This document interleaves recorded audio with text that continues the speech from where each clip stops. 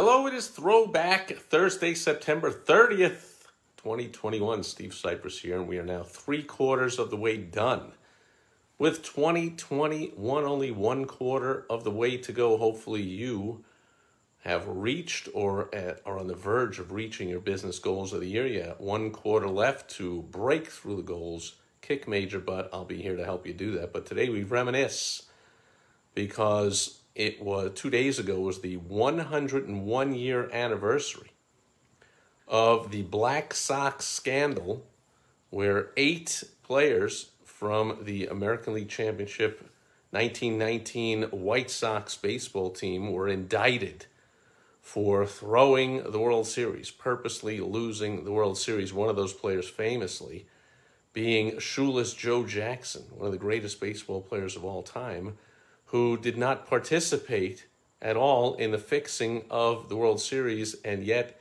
since he knew about it and didn't report it, although he claims that he tried to report it, he was included with the other 7 players who actively,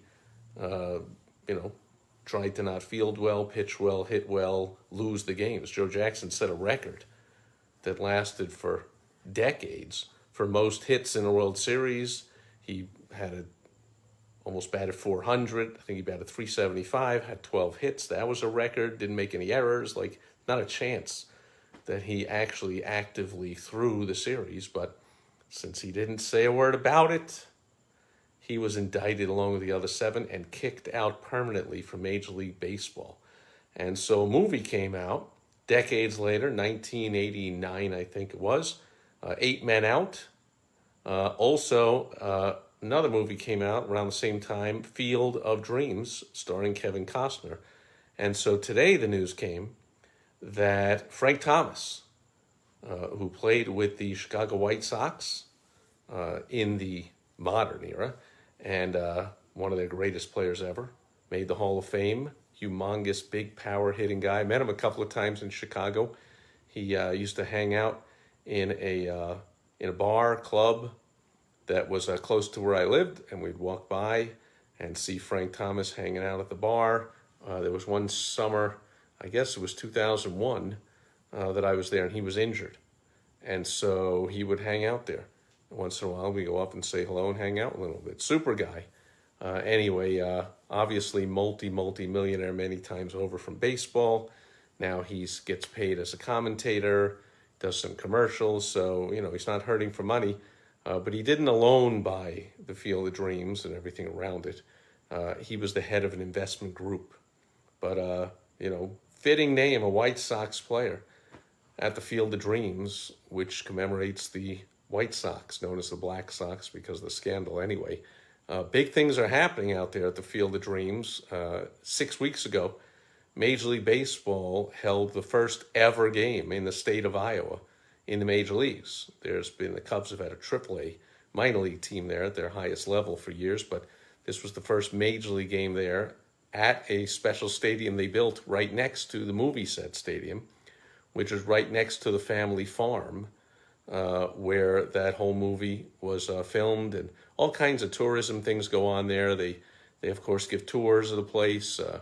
They let you rent out the field to play it. You can even stay in a room in that family farm, but that pales in comparison to what happened. Well, this 6 weeks ago with the success, huge success of the pro baseball game there, and the announcement that they're going to play a game every single summer there. That's of course going to be great for the place. But even better is what happened 10 weeks ago. You may have heard that the United States government gave $1.5 million of CARES Act money to the town of Dyersville, Iowa, where that Field of Dreams is, and the town matched it with $1 million of their own. That $2.5 million goes into infrastructure, actual infrastructure, not like the bogus bill Congress is passing, which pretty much has almost nothing to do with infrastructure, where they will bring water and of course wastewater services out from the city to the Field of Dreams, which their plan is that will spur on all kinds of growth in the area. There's plans for a convention center there, a big hotel, probably more than one. some baseball facilities,